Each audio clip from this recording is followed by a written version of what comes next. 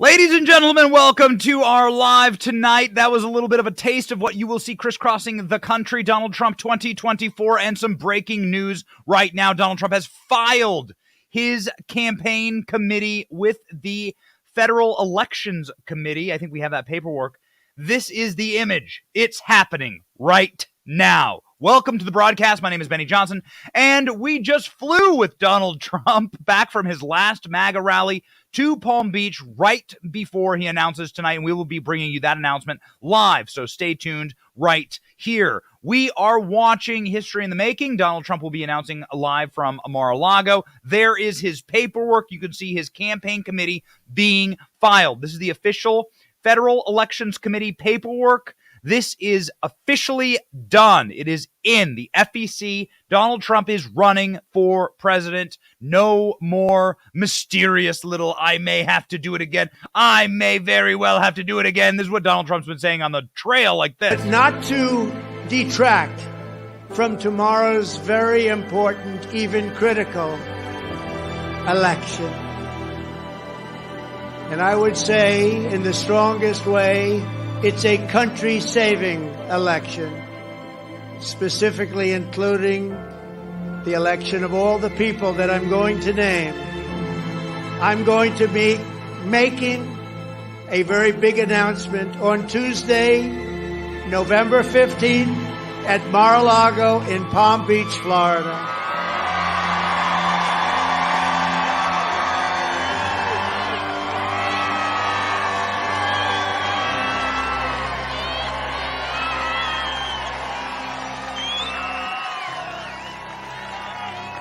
We want nothing to detract from the importance of tomorrow.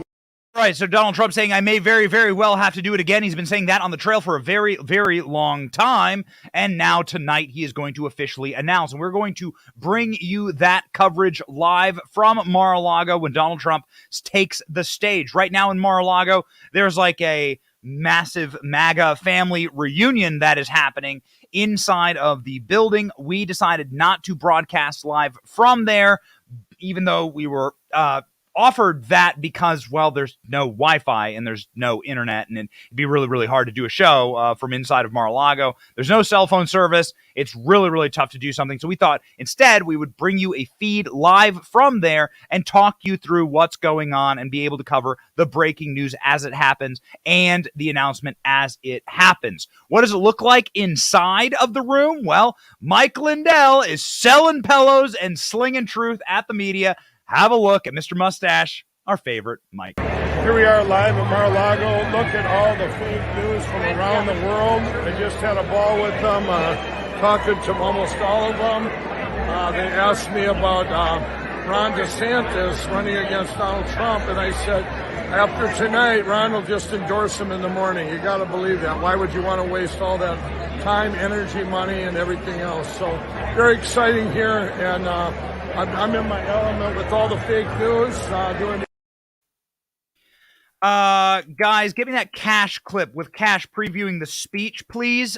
We have some major previews of Donald Trump's speech tonight. It is going to be, according to Jason Miller, who is a Trump ally and advisor, a 45-minute speech. It is supposed to start at 9 o'clock, but it hasn't started yet, and Donald Trump does tend to be a little bit late, so we will carry on through talking through what we know about Donald Trump's announcement and his 2024 race, which is starting just a few days after the 2022 midterms. This was a very disappointing midterms. Obviously, the establishment backstabbed normal working class Americans who wish to simply have a better life, and the establishment corporate GOP spent money against MAGA candidates, America First candidates, and our conjecture is simply this. They would rather live inside of a permanent minority in Washington than to get serious and have to deal with the base. They did the same thing to the Tea Party, but it is Donald Trump who has often taken a shovel to the establishment. You might recall what it looks like when Donald Trump faces the establishment live on stage from the Republican Party. This is a tough business to run for president. I know. You're a tough guy, Jeb. And we need to have a leader that is real tough. You're never going to be president of the United States by insulting your way to the presidency. Let's see. I'm at 42 and you're at 3, so Doesn't matter. far I'm doing better. Doesn't matter. So far I'm I'm doing better. You know, you started off over here, Jeb. You're moving over further and further. Pretty soon you're going to be off the end. This doesn't do a thing to solve the problem. One at a time. Doesn't do a thing to solve the Hugh, go ahead. problem. There we go, baby. Okay, so Donald Trump making his announcement tonight. He's going to be joined on stage during the GOP debates by lots of Republicans. People who have been flirting with announcing for president are, and don't laugh, Liz Cheney. Yes, that's right. Tim Scott from South Carolina, Ron DeSantis, been flirting with it. Nobody's made any other announcements. Mike Pence has been saying that he may be announcing a run for president. Mike Pompeo saying that he may be announcing a run for president. Some people who served in Donald Trump's administration there announcing a run for president. We shall see. What we do absolutely know is that Donald Trump does have a stacked team on his side. One of them is a close friend of the program. His name is Kash Patel. Kash was asked a few moments ago what the speech will sound like and look like tonight. What is going to be presented in this speech? Donald Trump said on Twitter that this is going to be one of the most important speeches in American history, saying that this will be the deciding speech that lays forth the future of the America First movement and where our policies need to go, where our country needs to go as it marches ever forward. Donald Trump. Do we have that truth, guys? Not a tweet, a truth. We have that truth of Donald Trump saying that this is going to be the most important. Hopefully today will turn out to be one of the most important days in our history of our country.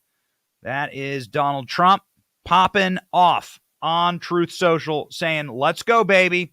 This is what's going to happen. I'm going to announce for president tonight. And again, Donald Trump's just filed the paperwork. I mean, literally, we went live and then the paperwork hit. Just filed the paperwork. What does our friend Kash Patel have to say about this speech? That's what Donald Trump had to say on Truth Social. What does Kash have to say? Kash said this moments ago from Mar-a-Lago, which again is like a giant MAGA family reunion at this point. Thoughts about what we're going to hear from Donald Trump tonight? Hey, good evening. It's great to be with you guys at Real America's Voice. And look, I don't know what y'all are talking about. There's no one here.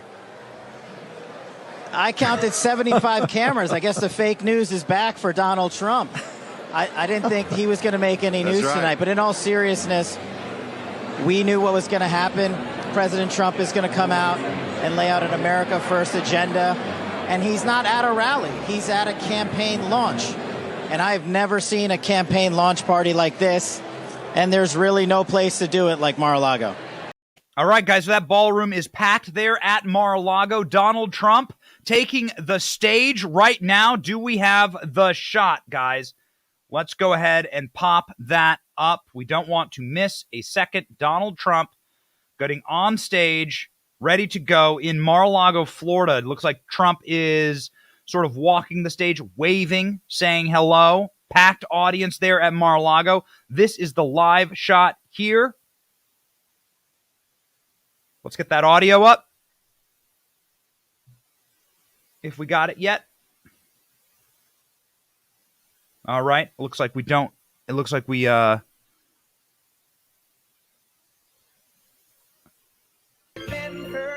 we go. All right. Here we go. We are live at Mar-a-Lago here with Donald Trump.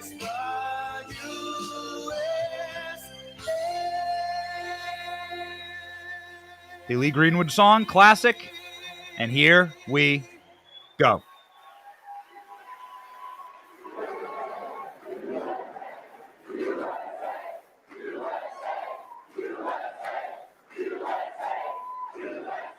Well, thank you very much. And on behalf of Melania, myself, and our entire family, I want to thank you all for being here tonight. It's a very special occasion at a very special place.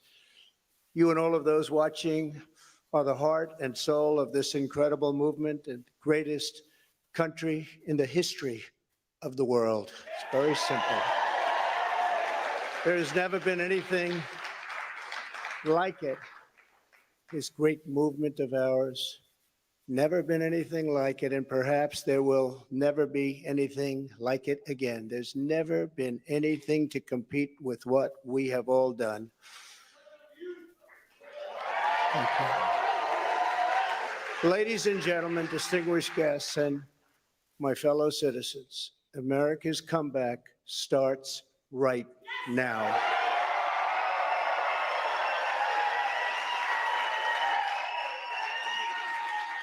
Two years ago, when I left office, the United States stood ready for its golden age. Our nation was at the pinnacle of power, prosperity, and prestige, towering above all rivals, vanquishing all enemies, and striding into the future, confident and so strong.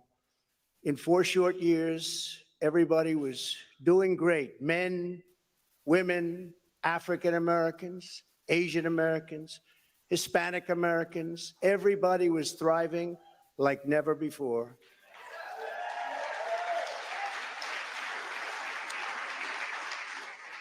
There was never a time like this. We turned the page on decades of globalist sellouts and one-sided trade deals, lifted millions out of poverty, and together we built the greatest economy in the history of the world. When the virus hit our shores, I took decisive action and saved lives and the U.S. economy. And by October of the same year, America was roaring back with the #1 fastest economic recovery ever recorded. How about that? All of the incoming administration and all they had to do was just sit back and watch. Inflation was non-existent. Our southern border was by far the strongest ever. And because the border was so tight, drugs were coming into our country at the lowest level in many, many years. Importantly, after decades of rising energy costs, the United States had finally attained the impossible dream of American energy independence, which soon would have turned into energy dominance.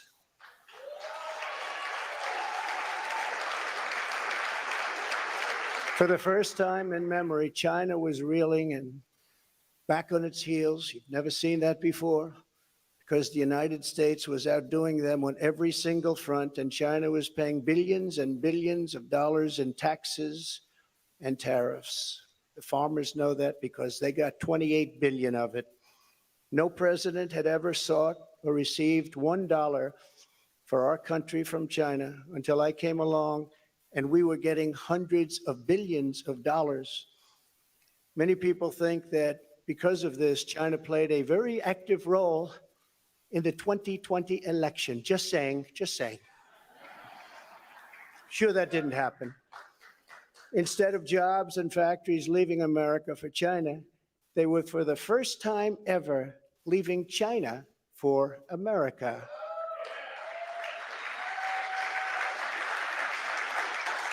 Businesses were pouring back because of our historic tax and regulation cuts, the biggest in both categories in history, bigger even than what Ronald Reagan was able to produce, and he produced a lot. China, Russia, Iran, and North Korea were in check and respected. They respected the United States, and quite honestly, they respected me. I knew them well. I knew them well. The vicious ISIS caliphate, which no president was able to conquer, was decimated by me and our great warriors in less than 3 weeks, and al-Baghdadi, its founder, was hunted down and killed. North Korea had not launched a single long-range missile since my summit with Chairman Kim Jong-un nearly 3 years before. We developed a relationship, and that's a good thing, not a bad thing. It's a good thing. Very good thing, actually, because look at what's happening today.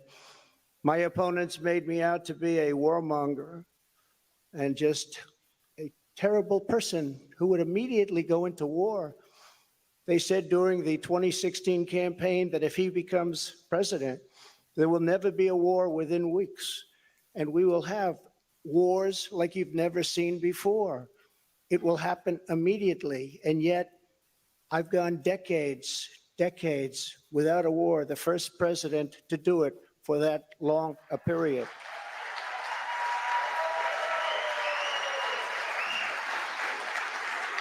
The world was at peace. America was prospering and our country was on track for an amazing future because I made big promises to the American people. And unlike other presidents, I kept my promises. I kept them.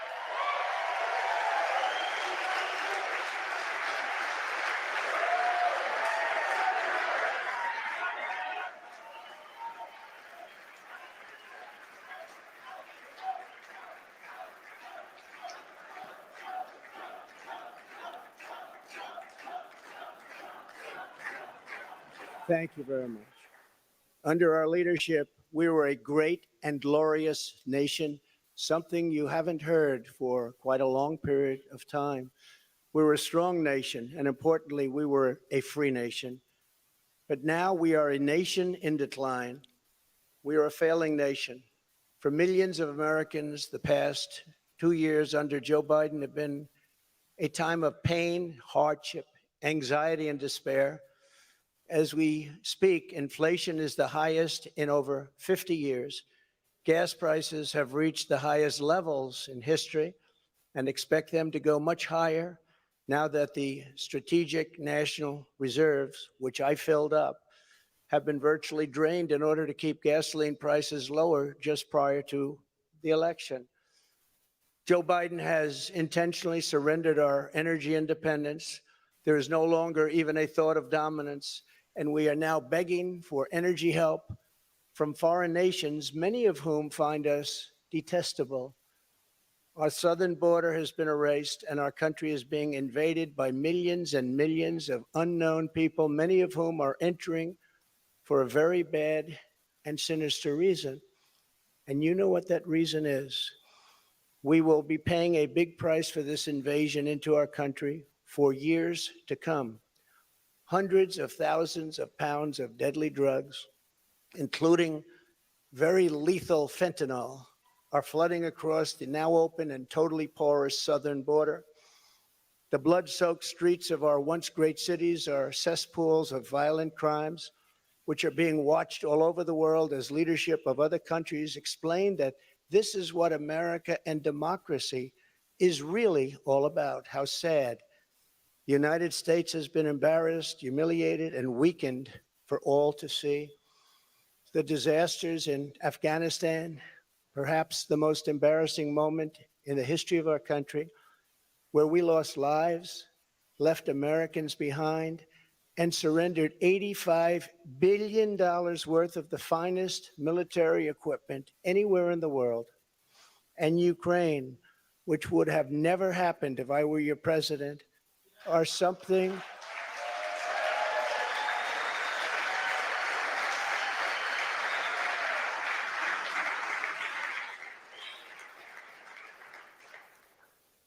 and even the Democrats admit that. That's something I've seen them admit over and over again.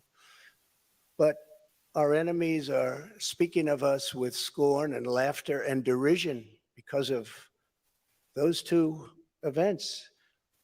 But there are many more. Even just today, a missile was sent in, probably by Russia, to Poland, 50 miles into Poland. And people are going absolutely wild and crazy, and they're not happy. They're very, very angry. Now we have a president who falls asleep at global conferences, was held in contempt by the British Parliament over Afghanistan.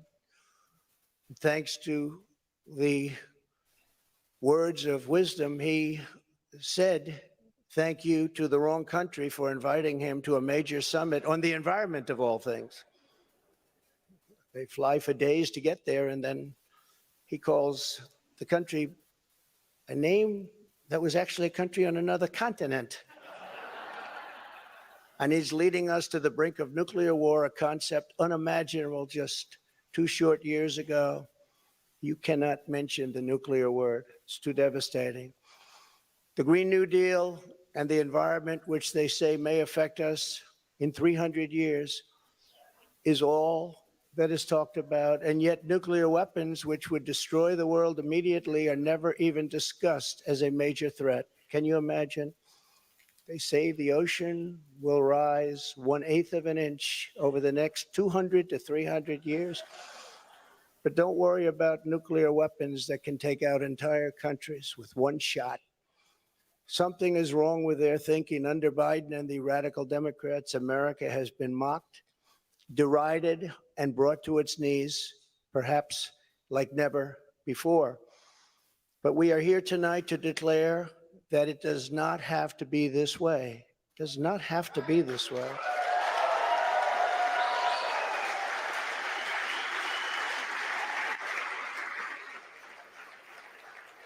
2 years ago, we were a great nation, and soon we will be a great nation again.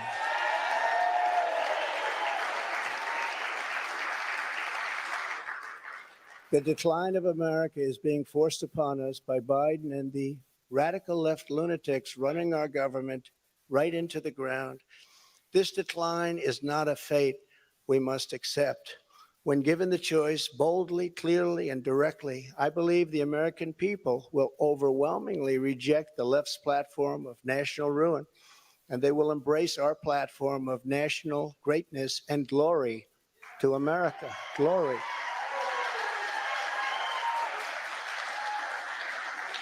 Exactly 1 week ago, our citizens voted in the important midterm elections. And despite a ridiculously long and unnecessary period of waiting, far longer, in fact, than any third world country, just a short time ago, the Republicans won back control of the House of Representatives.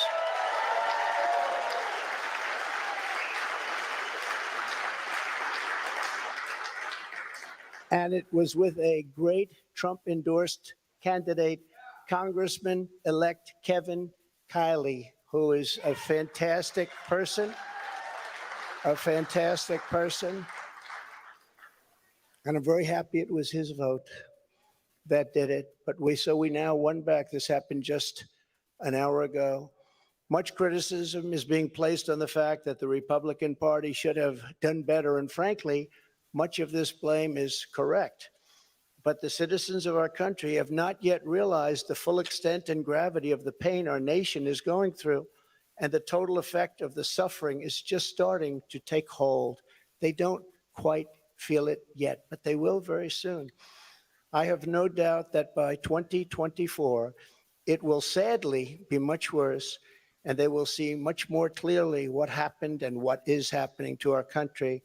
And the voting will be much different. 2024.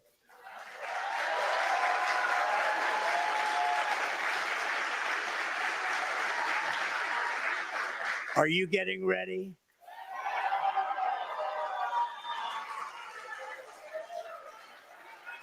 And I am too.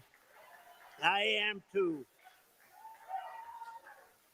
do want to point out that in the midterms, my endorsement success rate was 232 wins and only 22 losses. You don't hear that from the media. And this is an elegant night and an elegant place, and I'm not going to use the term fake news media. So we're going to keep it very elegant. But you don't hear that from the media. But I think you will, because people are starting to see what happened. That's some score. And in the primaries was 98.6%. But they were still trying to blame me.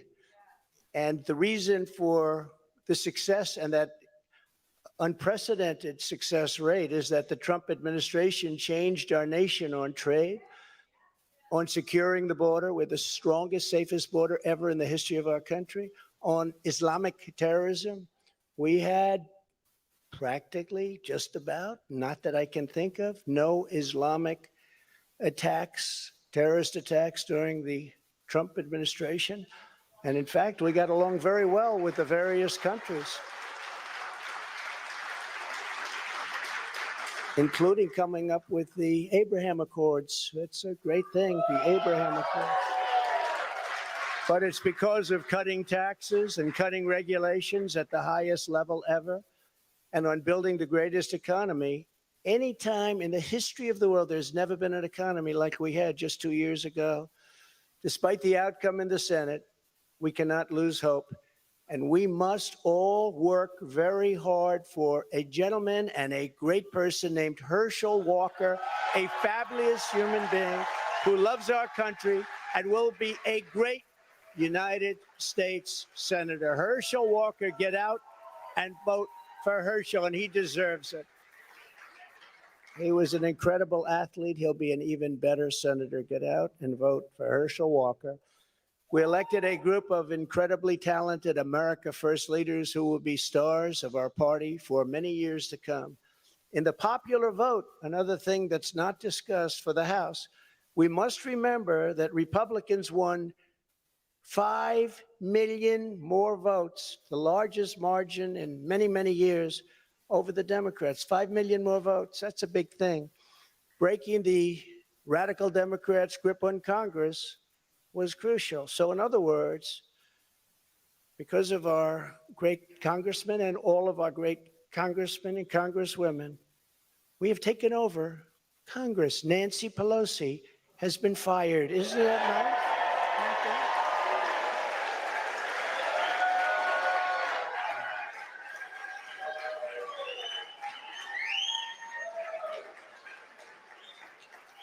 I told them, I said, if you just keep a little bit lower standard, you're going to have a big victory. They said, let's win by 40 seats. Let's win by 50. I said, if you win by 2 seats, be happy. But she's on her way to another country right now. She's been fired. But we always have known that this was not the end. It was only the beginning of our fight to rescue the American dream. And it's a word you don't use, 2 words. I don't want to be Joe. It's 2 words, American dream. That was not good what he did. There are a lot of bad things, like going to Idaho and saying, welcome to the state of Florida. I really love it. In order to make America great and glorious again, I am tonight announcing my candidacy for President of the United States.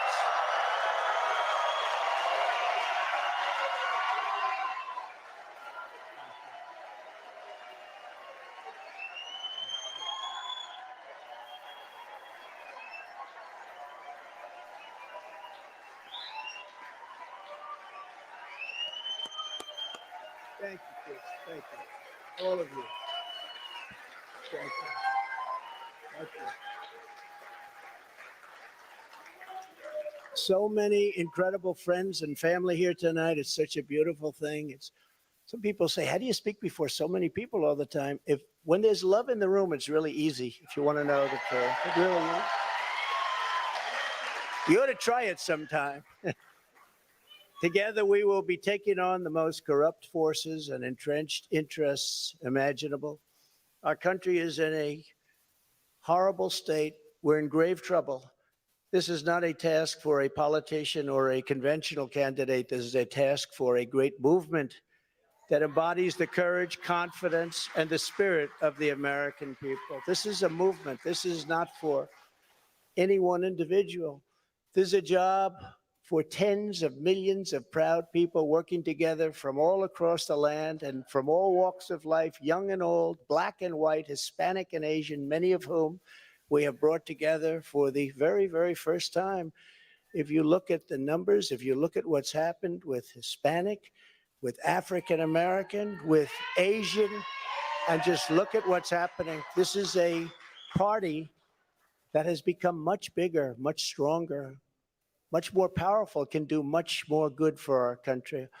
This is a job for grandmothers and construction workers, firefighters, builders, teachers, doctors, and farmers who cannot stay quiet any longer. You can't stay quiet any longer. You're angry about what's happening to our country. Our country is being destroyed before your very eyes.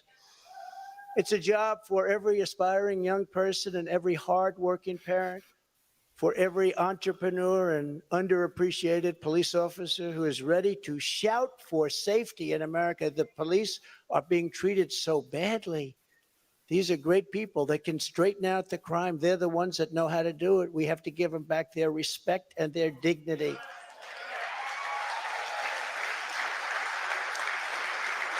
This will not be my campaign. This will be our campaign all together.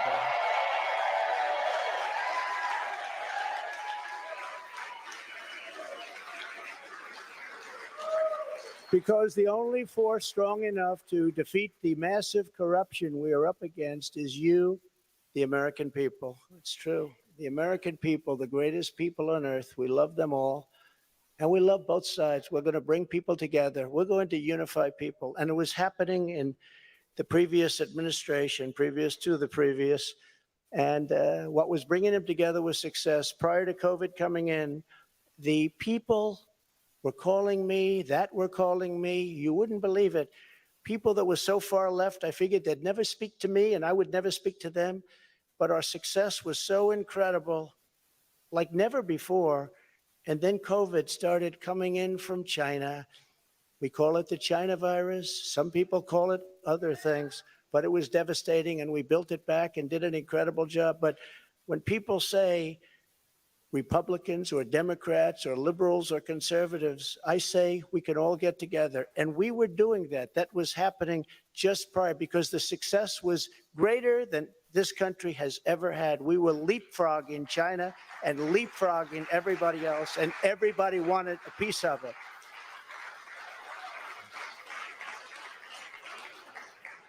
But just as I promised in 2016, I am your voice. I am your voice. The Washington establishment wants to silence us, but we will not let them do that. What we have built together over the past 6 years is the greatest movement in history because it is not about politics. It's about our love for this great country, America, and we're not going to let it fail. I am running because I believe the world has not yet seen the true glory of what this nation can be. We have not reached that pinnacle, believe it or not. In fact, we can go very far. We're going to have to go far. First, we have to get out of this ditch. And once we're out, you'll see things that nobody imagined for any country. It's called the United States of America, and it's an incredible place. We are Americans, and we do not have to endure what has taken place in Washington, D.C. This is our country, our government, and the corridors of power, they're our corridors. They're not their corridors. These are our corridors. And we are coming to take those corridors back.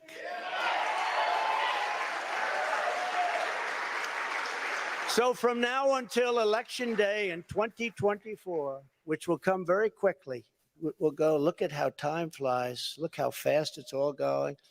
I will fight like no one has ever fought before.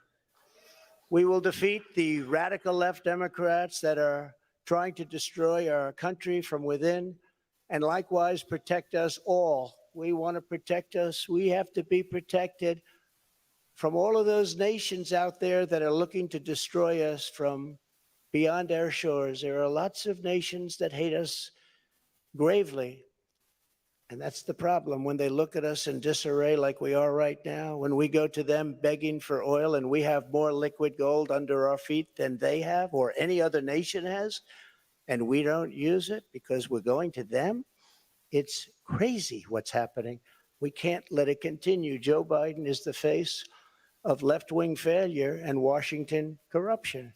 He had a big G20 dinner tonight. Everybody flew over to wherever they flew over. And guess what? He never showed up. They're still looking for him. What's going on? G20, I used to love that. The leaders, they used to make deals for our country like you wouldn't believe. It was one, give me the next one, give me the next one. And we got them to stop taking advantage of our country. Every nation took advantage of our country. We renegotiated deals with Mexico and Canada, USMCA. We got rid of the worst trade deal ever made. NAFTA, the worst trade deal ever made. That's why the farmers love Trump, because we did a great job, but manufacturers also. And we did a deal, we restructured our terrible deal with Japan, and I did it with Prime Minister Abiy, a great man who unfortunately is so sad. He was a great friend of mine, but a great man, loved his country so much. But we restructured and made it a really terrific deal. And with South Korea and so many other countries. And the best of all was what we did to China. We made an incredible deal, but after COVID, I don't even bother talking about it because the devastation that that caused for the entire world was too much to bear. I will ensure that Joe Biden does not receive 4 more years in 2020. Can't do it.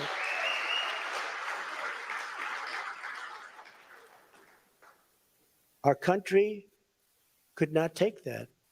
And I say that not in laughter. I say that in tears. Our country could not take 4 more years. It can only take so much.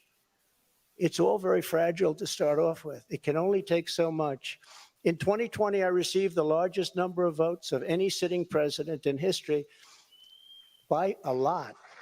And we will do it again, but with even more votes this time. Many have noted that huge gains we have made with Latino voters, and I believe we will set even greater records with this crucial vote in 2024. The Hispanic voter, the Latino voter has been unbelievable. Great people, very entrepreneurial people, and they want security. And everyone thought when I did the wall, I built the wall, and they thought, oh, that would hurt me with the Hispanic vote. No, it helped me because they understood. They wanted safety. They wanted security. And they understood the border better than anybody else. So they were amazed that we started that trend, and now we're continuing with that trend. You look at what we've done in Florida, what everybody's doing now in Florida and Texas, along the border in Texas, won every single community. I won every single community. Governor of Texas called. Great gentleman, just got reelected. And he said to me, I'd like to talk to you for a second. Why? He said, you've done something that nobody else has done. You've won every single area along the borders, the longest since Reconstruction. I said, Reconstruction? I guess you call that the Civil War? That's what I call it? That's what I call it. Governor Abbott, very good man, and he's working hard, but it's horrible because what's happening is they're just sending hundreds of thousands of people right through his state, right through Arizona, right through all of the states. What's happening is they're coming up all of the states. And we can't have it anymore. This campaign will be about issues, vision, and success, and we will not stop. We will not quit until we've achieved the highest goals and made our country greater than it has ever been before. And we can do that. We can do it.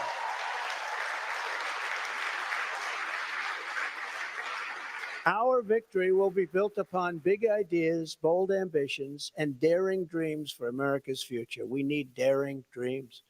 It is not enough merely to complain or oppose. We don't want to be critics. We don't want to be complainers. I never wanted to be a critic. I never respected critics. They tell people what's wrong, but they can't do it themselves. We will win because we will fight with every measure of our strength and with every ounce of our energy to lift up the working men and working women of America and to restore the fabric of this nation. The radical left Democrats have embraced an extreme ideology of government domination and control. Our approach is the opposite, one based on freedom, values, individual responsibility, and just plain common sense. It's common sense.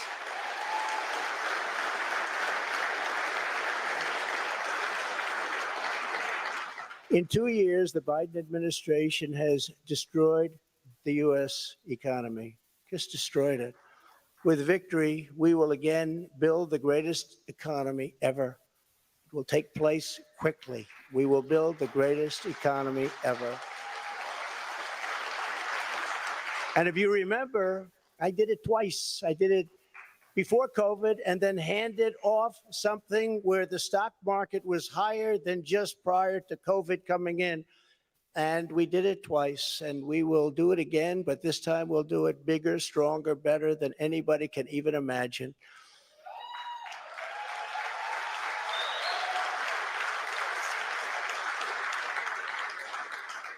And one of the beautiful things of the pause, if there is such a thing as a beautiful thing, but one of the important factors of the pause is that we see how bad they've done. So we will be able to do it properly, and it will be much easier. Everybody will agree with us because everybody sees what a bad job has been done during this 2-year period, and it will be a 4-year period. Everybody sees that. It will be much easier for us to do what has to be done.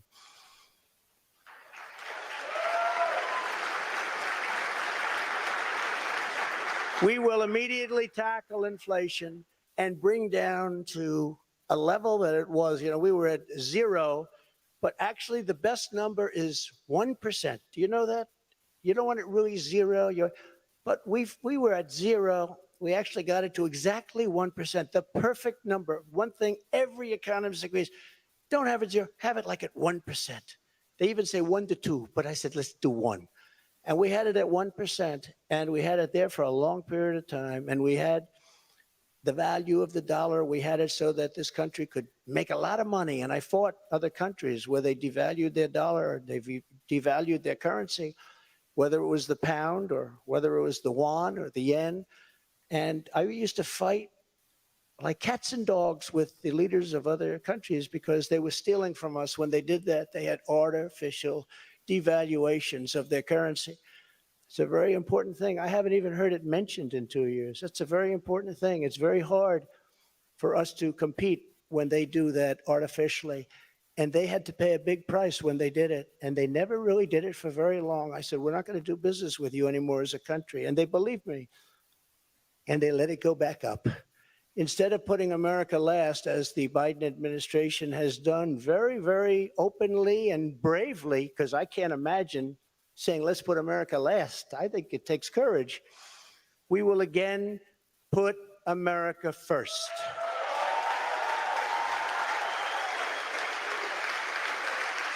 Every policy.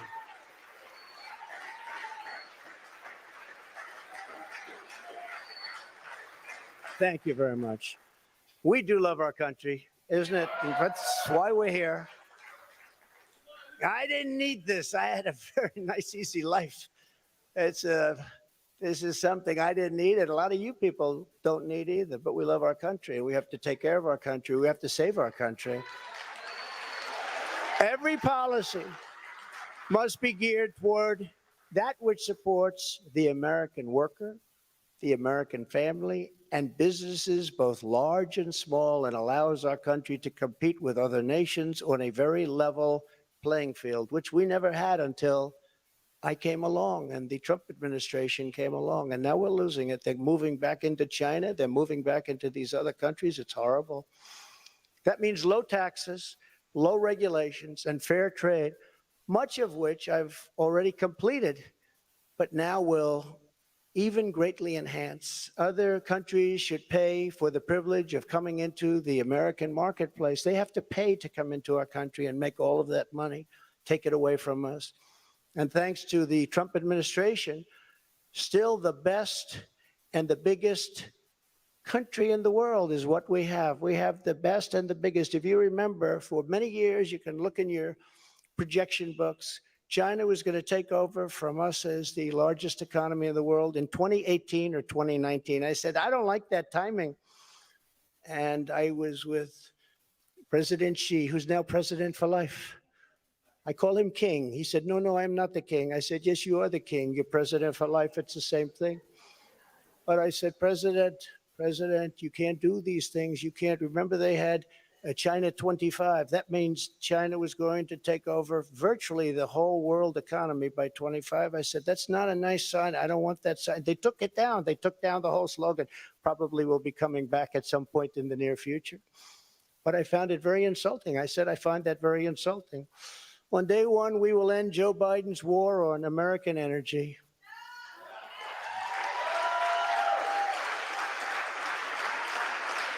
And you will see, when that happens, you will see energy costs come down. And because energy is so big and so important, you will see inflation dropping. You will see it come down. It's a thing of beauty.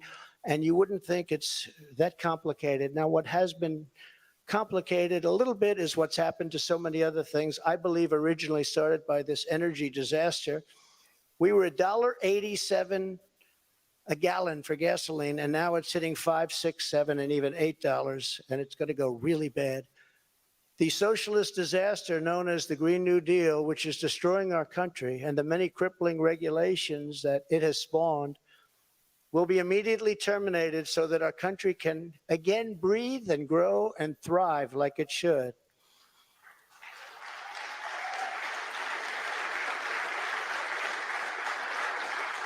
It's very, very much hurting our country. Germany tried it, Germany tried it. They were up for about a year. Remember I sent to Angela. Remember Angela? Do you remember Angela? Nobody's remembering her now. Angela Merkel, I sent her a white flag of surrender. She said, but why do you send this to me, Donald? I said, Angela, I send it to you because this is a flag of surrender. You are getting 78% of your energy from Russia. And when that happens, history has proven that it's not good for Germany. Just take a look over the last 150 years. It hasn't been good. What I didn't know would take place so fast. And Germany closed, as you know, all of its coal-powered plants and its nuclear plants. They closed everything, and now they're building coal plants, and they're building them fast. And China's building a coal plant every week. Every week they open up another, and then they talk about all of the things that they do environmentally. They are watching us die with the Green New Deal, with our windmills and with our solar that doesn't have the power to fire up our great factories and our great plants. They are watching us die, and they're laughing as it happens. Remember, economic security is national security, and that's what it is. We need economic security. That is why we will launch an all-out campaign to eliminate America's dependence on China. We will bring our supply chains, which are a disaster right now. You can't get anything, and good luck getting a turkey for Thanksgiving. Number one, you won't get it, and if you do, you're going to pay 3 to 4 times more than you paid last year. But we will bring our supply chains and manufacturing base back home, as we were strongly doing during the Trump administration, and we will systematically bring back wealth, health, and success to the American middle class and to America itself. Please.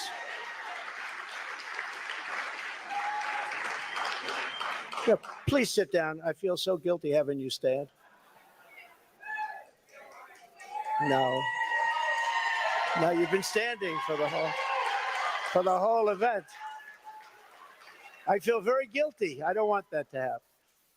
To every worker and family struggling to survive in the Biden economy with inflation destroying your family and your life, this campaign will be for you. Help is on the way. Joe Biden has abolished America's borders. We are going to restore and secure America's borders just like we had them before, best ever. We built the wall, and now we will add to it. Now, we built the wall, we completed the wall, and then we said, let's do more, and we did a lot more. And as we were doing it, we had an election that came up. And when they came in, they had 3 more weeks to complete the additions to the wall, which would have been great. And they said, no, we're not going to do that. And that's when I realized that they actually want to have this disaster known as open borders.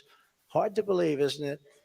But one of the reasons we had so much success at the border was because of the fact that 2 things. We got Mexico to give us free of charge 28,000 soldiers. That helps.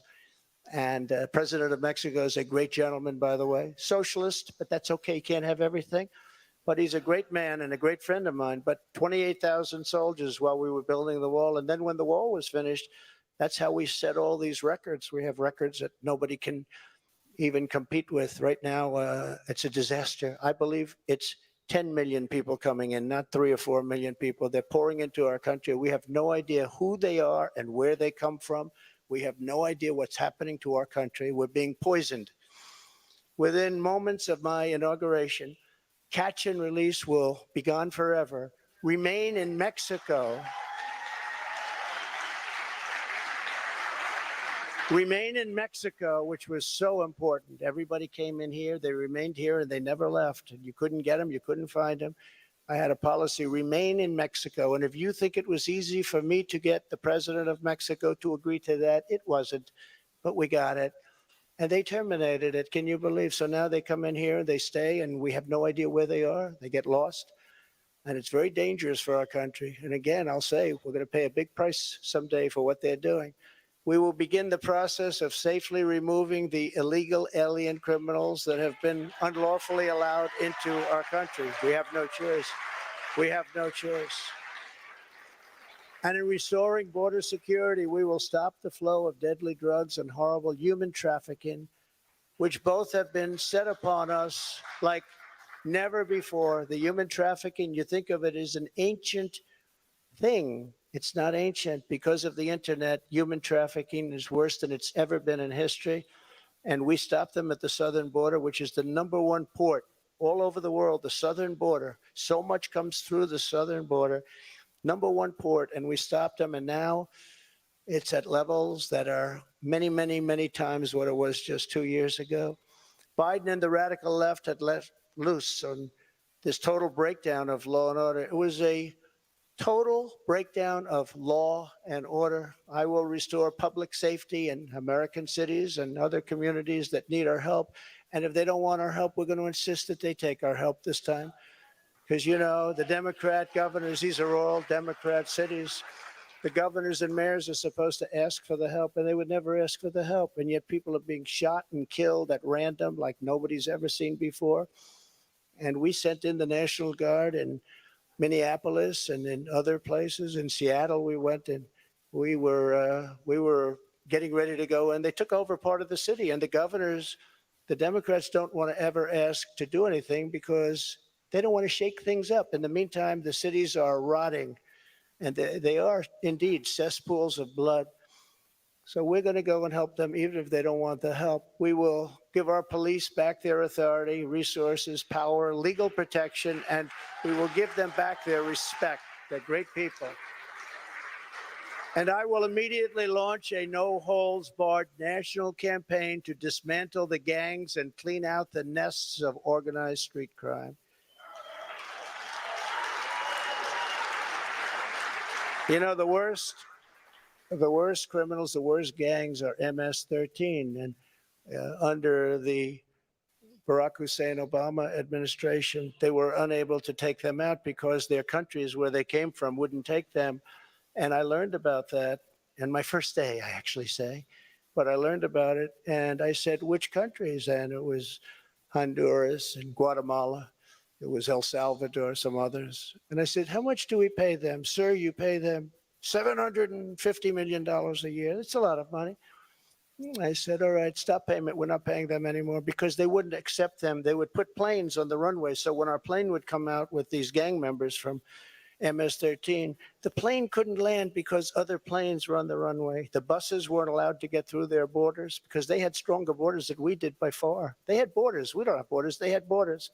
Other countries that we defend have borders. We defend other countries' borders, but we don't defend our own. But these countries, and I got to know all of the presidents and prime ministers. I got to know them all. And I said, all right, stop payment of the $750 million a year. They won't take them. And you could not get anybody back in because they sent them out. They didn't just come out. They sent them out. They don't want the bad ones. They want to keep their good ones. They don't want the bad ones. These are gang members that will kill, and they like using knives because a knife is more painful than a gun. You've read the stories. MS-13, these are savages. They say, oh, please don't use that name. They're people. No, they're not. These are savages. And so we went along, and I said, stop payment of the $750 million. And I get a call the next morning from the presidents of every country that we're talking about. Sir, there seems to be a misunderstanding. What's the problem? Is there anything we can do? Yeah, you're not taking your MS-13 gang members back that you sent to us. In the caravans, I love the name. I came up with it. I love the name. The caravans, thousands and thousands of people. And in those caravans, you have some rough people. I said, you're not taking them back. Well, we didn't know that this was a problem, sir. Is there anything we can do? I said, yeah, take them back. We would be glad to take them back, sir. They took them back. I still didn't give them the 750, but that's okay. And by the way, now Biden wants to give them $4 billion. They were happy with 750, and now they want to give them $4 billion. Somebody someday is going to explain that one to me. It actually makes you rage with anger when you hear that. They wanted 750 so badly, and now they're getting $4 billion. We will wage war upon the cartels and stop the fentanyl and deadly drugs from killing 200,000 Americans per year. And I will ask Congress for legislation ensuring that drug dealers and human traffickers, these are terrible, terrible, horrible people who are responsible for death, carnage, and crime all over our country. Every drug dealer during his or her life on average will kill 500 people with the drugs they sell, not to mention the destruction of families. But we're going to be asking everyone who sells drugs, gets caught selling drugs, to receive the death penalty for their heinous acts, because it's the only way. We don't need any more blue ribbon committees. We don't need, I don't like to say this, and I don't even know if the American public is ready for it. And a lot of my people say, please don't say that, sir. That's not nice. They kill 500 people each on average. And if you don't do this, in China, when I was with President Xi, I said, President, do you have a drug problem? No, no, no, no, we don't. He looked at me like I didn't know what I was doing. He said, no, we don't have a drug. How come you don't have a drug problem? He said, quick trial. What is a quick trial? Quick, I sort of knew. What is a quick trial? That's where if you get caught dealing drugs, you have an immediate and quick trial, and by the end of the day, you're executed. That's a terrible thing. But they have no drug problem. The only drug problem they have is they make the fentanyl that comes into our country, and I had him stopping it. And then when I was gone, nobody ever mentioned it to him again. We were stopping it. That was way down, that number, but they send it in. But they don't have a drug problem. Other countries like Singapore has no drug problem, no drug. You ask them, they don't even know what you're talking about when they say drug problem. They don't even know what you're talking about. They have no drug problem. And why should they sell there and risk their lives every time they sell when they can come to the United States and nobody even cares? They can do whatever they want to do and become rich. It's a disgrace. So if you want to get rid of that and also bring down your level of crime, probably 75 or 80%, that's the only answer. No more blue ribbon. I refuse to create them anymore. It was just a joke. It was New York people wanting to be on a committee for publicity reasons. No more blue ribbon committees. That's the only way you're going to solve the problem. And I hope politicians are listening, because they should do it quickly. Joe Biden has also proven that he is committed to indoctrinating our children, even using the Department of Justice against parents who object. It's a terrible thing that's happening. It's so sad what's happening. When I'm in the White House, our schools will cease pushing critical race theory, as they were. Radical civics and gender insanity. Or if they do that, they will lose all federal funding, but we'll get them to stop. And I will be the president who finally fixes education in America. We were doing great. We were starting to really get it right. We will not let men, as an example, participate in women's sports. Is that okay? No men. No men.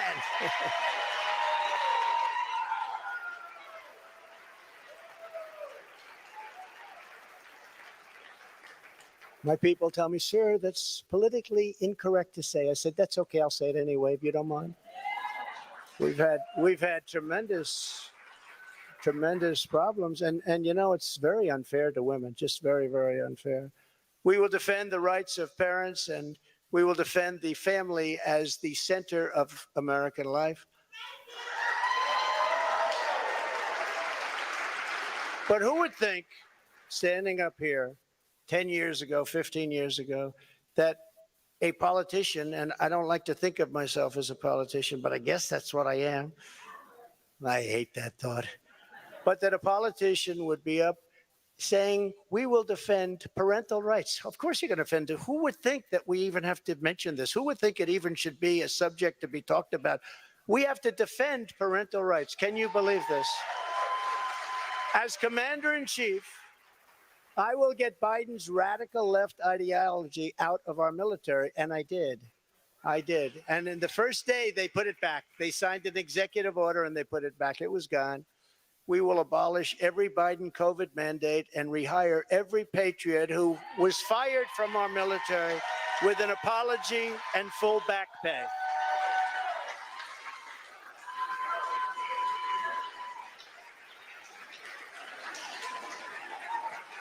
Thank you.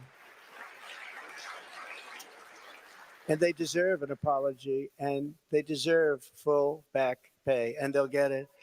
And unlike Biden possibly getting us into World War III, which can seriously happen, I will keep America out of foolish and unnecessary foreign wars, just as I did for 4 straight years. We will again have peace through strength. That's all it is. As events overseas have shown, to protect our people from the unthinkable threat of nuclear weapons and hypersonic missiles, the United States must also build a state-of-the-art next-generation missile defense shield. We need it. The power of these missiles and the power of a word that I refuse to say, nuclear. We have to have it. We need a defense shield. And we have to do it. And we actually have the technology, and we're going to build it. Just as I rebuilt our military, I will get this done. I rebuilt our entire military, which nobody talks about. When I got there, we had jet fighters that were 48 years old. We had bombers that were 60 years old. We had bombers where their grandfathers flew them when they were new. And now the grandchild is flying the bomber, but not anymore. But as I have said before, the gravest threats to our civilization are not from abroad, but from within. None is greater than the weaponization of the justice system, the FBI, and the DOJ. We must conduct a top-to-bottom overhaul to clean out the festering rot and corruption of Washington, D.C.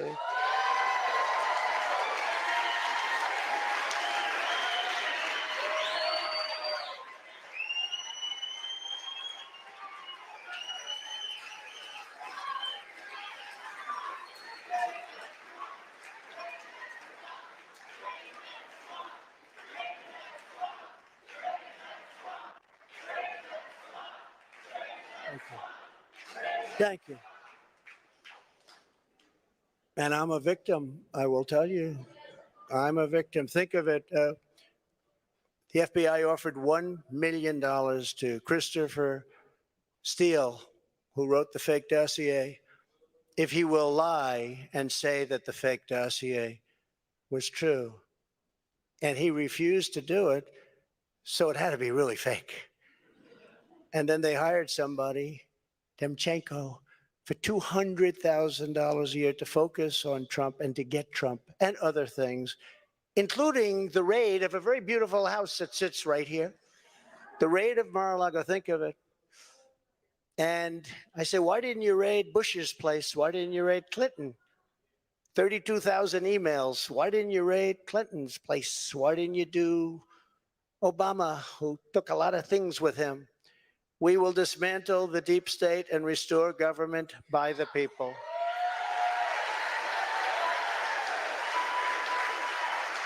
To further drain the swamp, I will push for a constitutional amendment to impose term limits on members of Congress. It's time. It's time.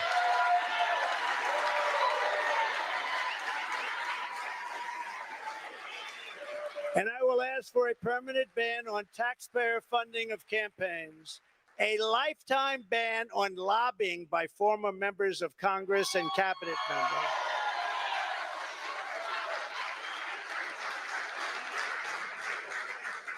No, I see what they make. They leave the White House or they leave Congress and they're paid millions and millions and millions of dollars a year. No, you have to have a ban. We want a ban on members of Congress getting rich by trading stocks with insider information. And many of our great members agree with that. They actually agree with that. And of course, we will do whatever it takes to bring back honesty, confidence, and trust in our elections. To eliminate cheating, I will immediately demand voter ID, same-day voting, and only paper ballots.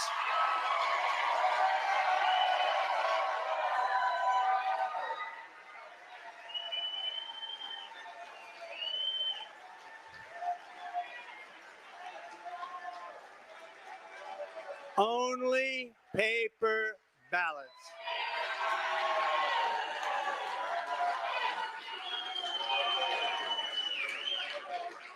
France just had an election. 36 million people voted. It was all done by 10 o'clock in the evening. No complaints. You had a winner, you had a loser. The loser went home. The winner, he's a friend of mine, nice guy. But he was happy. But there was no complaints. And if there is a complaint, you check it out and you can fix it very easily. You can find out what's going on. No, paper ballots, same-day voting, voter ID. So simple. And we want all votes counted by election night.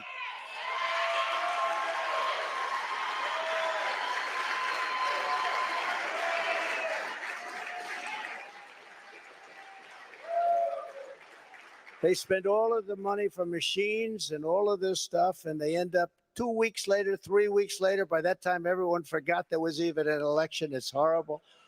And this doesn't happen. I said it before. It doesn't happen in third world countries. They do better than we do. It's horrible what's happening with our election and election process. And I'll get that job done. That's a very personal job for me. I take that very personally. But this is just the beginning of our national greatness agenda. And that's what we call it, a national greatness agenda, because our country can be greater than it ever was. Our country was great. Our country's not great anymore. Our country's a laughingstock right now. But our country can be greater than it ever was before, by a lot. There will be more, much more to come in the months ahead. There are so many things we can do. Many of them are not even hard to implement. The journey ahead of us will not be easy. Anyone who truly seeks to take on this rigged and corrupt system will be faced with a storm of fire that only a few could understand, right? I happen to have some children in the front row. They understand. In fact, my one boy, stand up, Eric.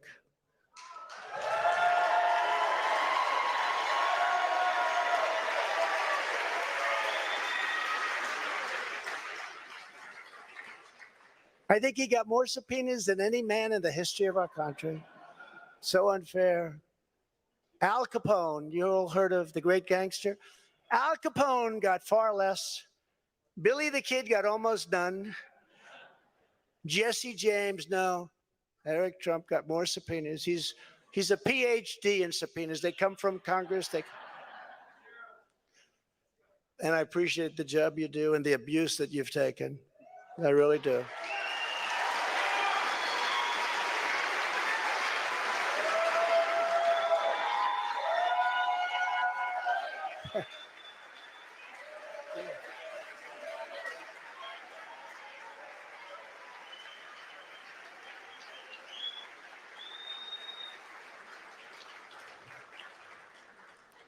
And it hasn't been a joyride for our great First Lady either.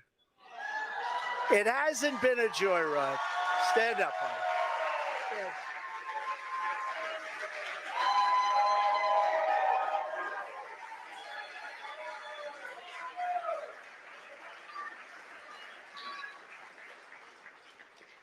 I go home and she says, they do love her. I go home and she says, you look angry and upset. I say, just leave me alone. Hasn't been the easiest thing, but she's been a great First Lady and people love her.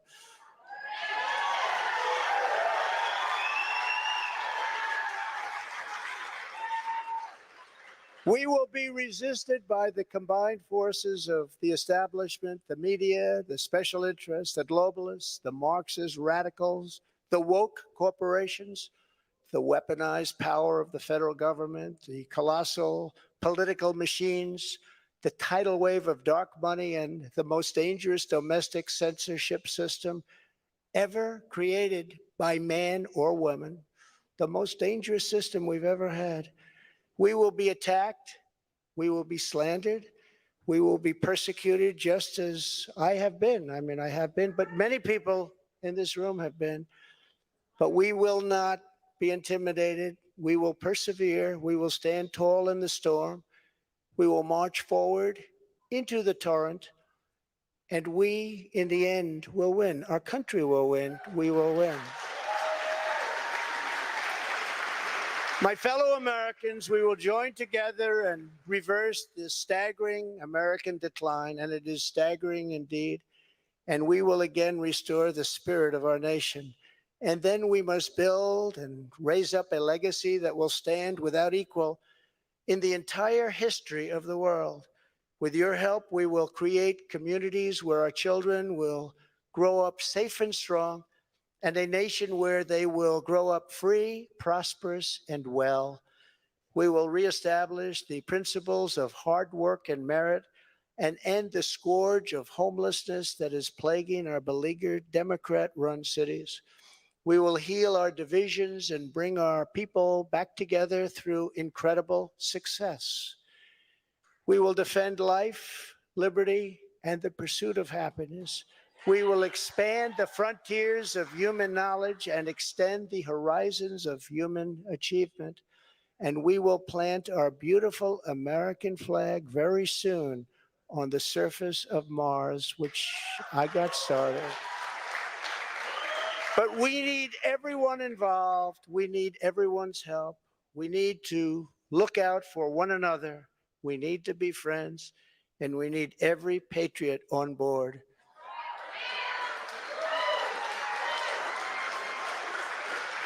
Because this is not just a campaign.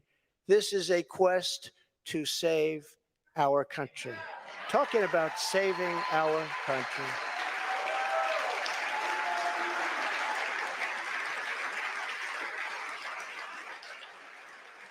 Thank you.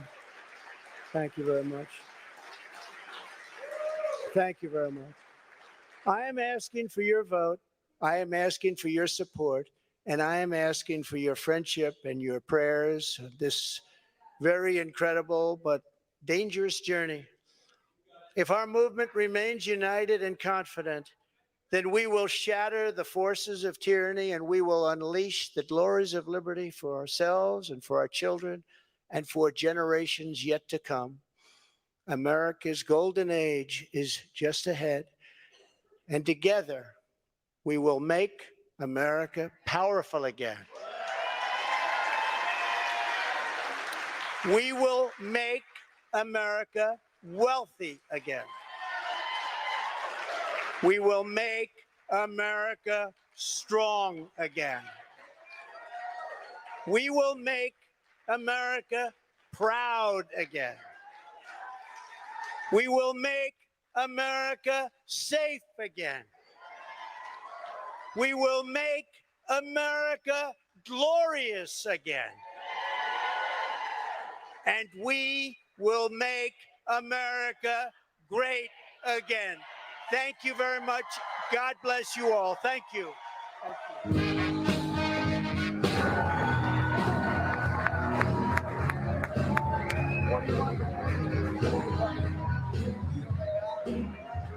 Clocking in at 70 minutes.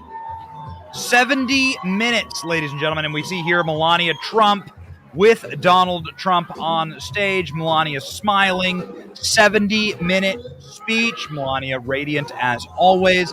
Donald Trump very measured, very calm, very cool, very collected, very much saying, yo, I'm going to put an American flag on Mars. Okay, well, hey, that is something we haven't heard before. And saying that he is going to start a new American golden age. Donald Trump saying he will dismantle the deep state and restore by the people a government and drain the swamp. I will push a constitutional amendment to oppose term limits in Congress. Term limits for Congress, ladies and gentlemen. And if you watched this program tonight, please, ladies and gentlemen, please Consider kicking us a subscribe and a follow on whatever platform you watched. We very much and deeply appreciate it. What did Donald Trump have to say? We will abolish every Biden COVID mandate and rehire the patriots who were fired from our military with an apology and a full back pay. This is, of course, a very, very important. Donald Trump, the only person who talks like this. I don't know why no other politician, Democrat or Republican, talks like this, saying that you need back pay for the people who were fired during the unconstitutional COVID mandates.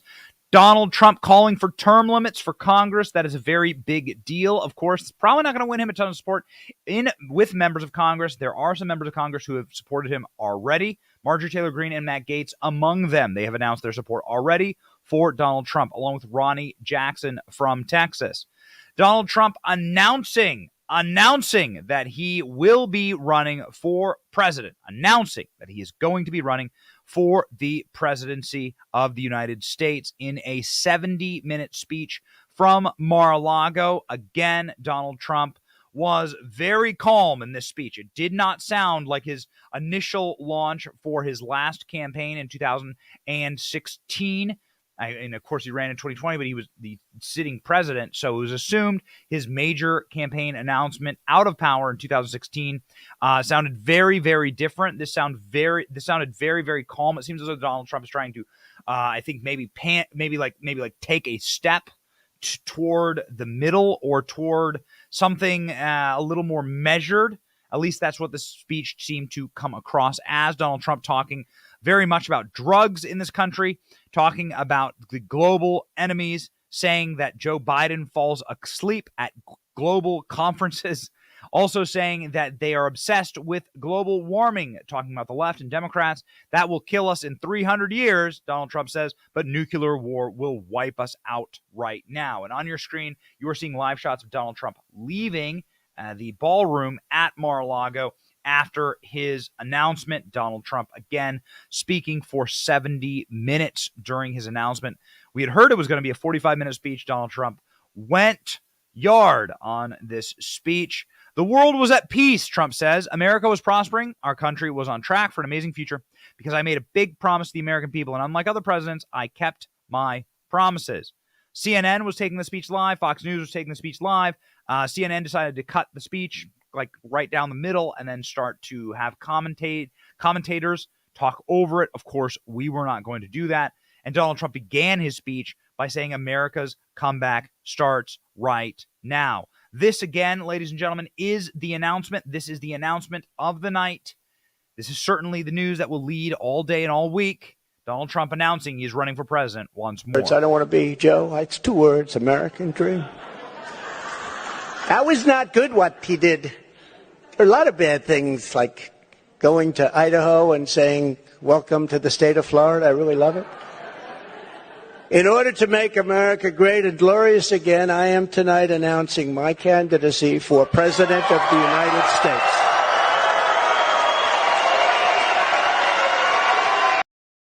All right. Hey, there you go. Donald Trump announcing once more, ladies and gentlemen. We thought it was very, very strong speech in the subject matter. He talked about COVID policies.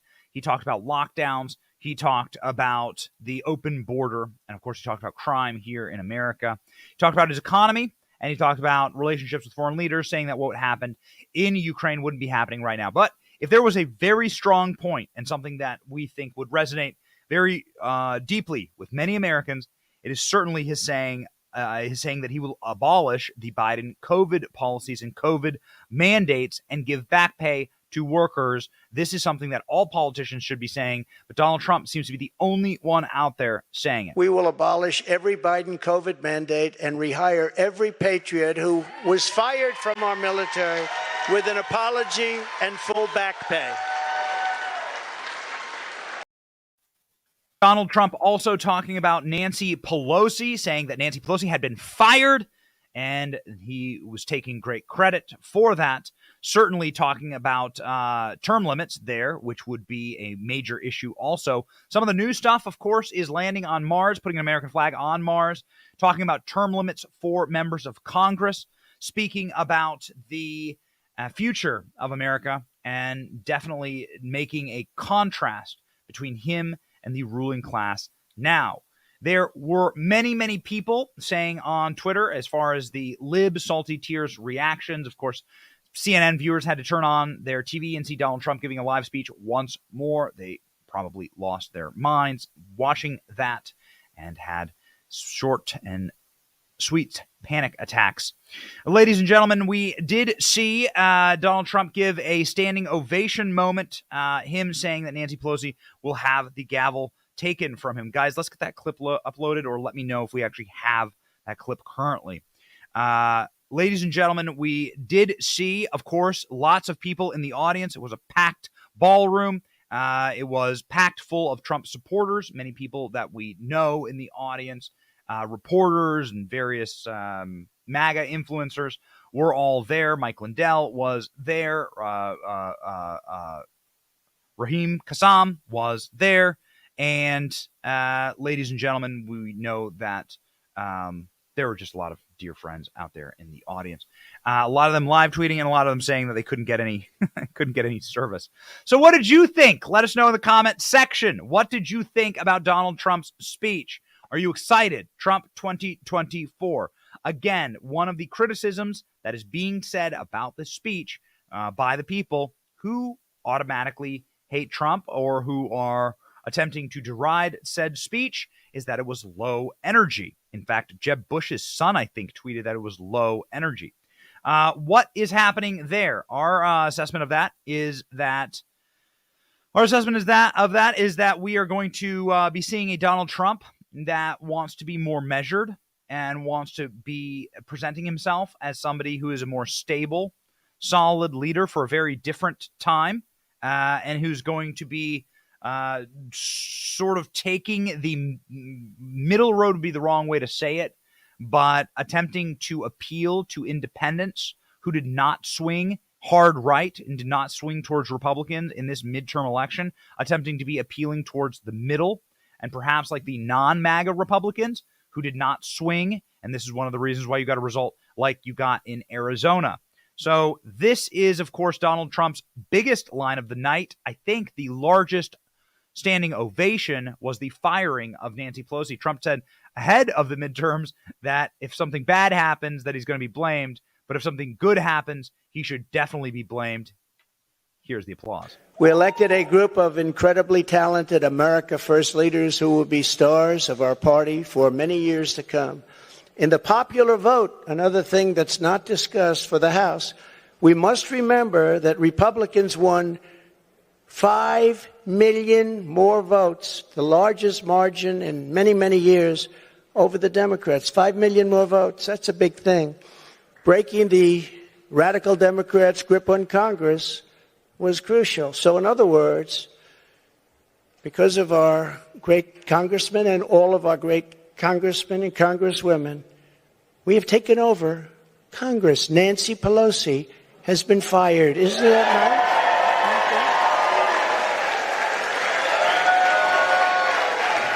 And that applause went on for many minutes. Nancy Pelosi has been fired. Donald Trump's speech, again, was broad. It touched on many things. Donald Trump was not extremely energetic in the sense that I think that he is trying to make a pivot here to trying to put his head down and become very policy driven, very policy focused in the policies that he presented this evening would not come as any shock to you. Donald Trump talking a lot about the open border. Donald Trump talking a lot about crime. Donald Trump talking about inflation. Donald Trump talking about American foreign policy and saying the Ukraine war, of course, would have never happened on his watch.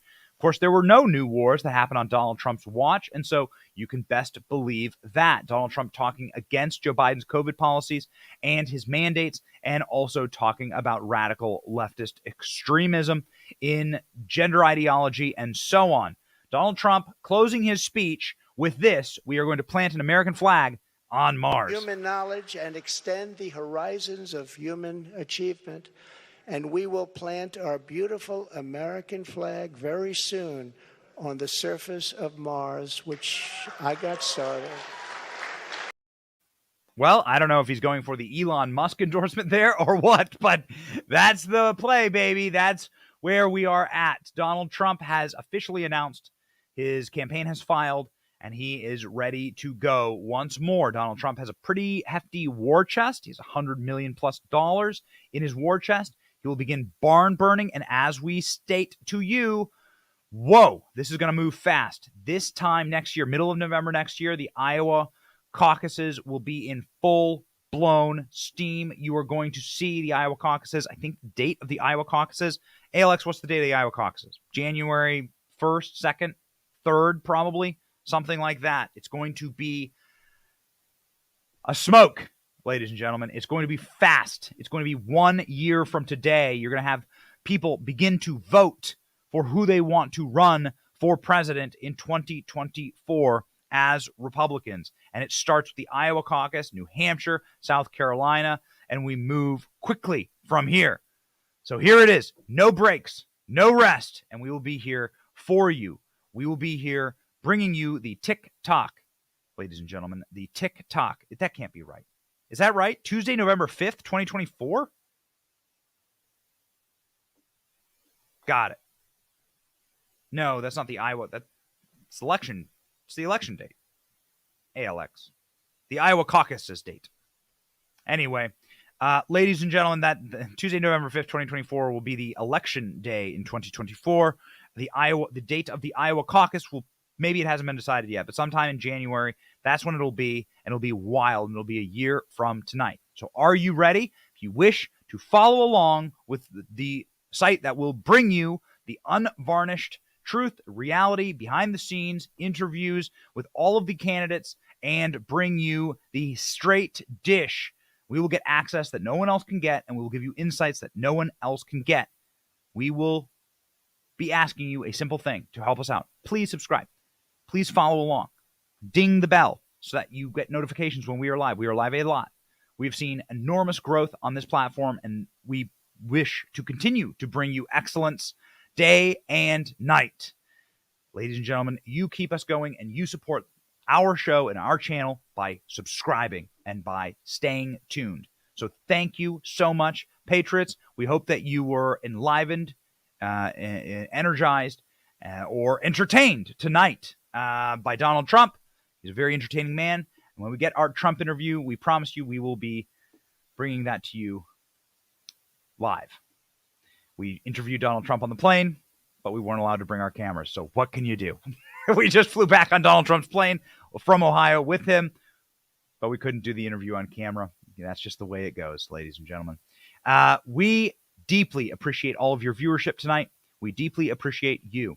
We will keep this country free. We will keep this country safe. We will keep memeing the left. We will keep fighting. We will keep drinking those salty, salty tears. See you in the morning for a full recap. My name is Benny Johnson, and this is The Benny Show.